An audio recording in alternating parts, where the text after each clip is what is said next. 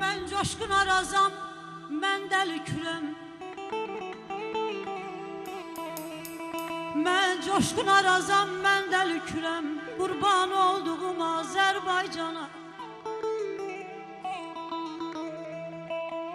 Belə odlu ürəyimi özüm vermişəm, heyran olduğum Azərbaycana. Bir bulaq başında dizlə çökmüşəm, odunlar ayaqlayıb dizlər çökmüşəm.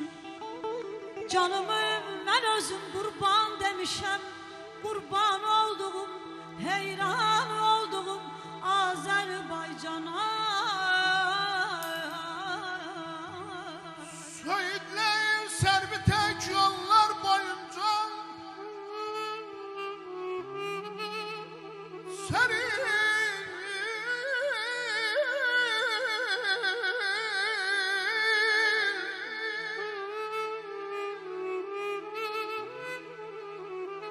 senin sularından içtim doyunca düzlerin genişliği dağlarınca baldı torpağın Azerbaycanım hoş geçin evrağın Azerbaycanım.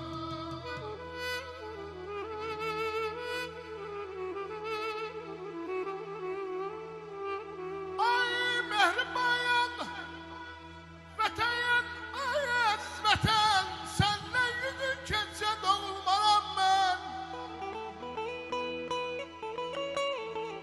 Gün o gün olsun ki aydan güneşten alınsın soradım Azerbaycan'ına.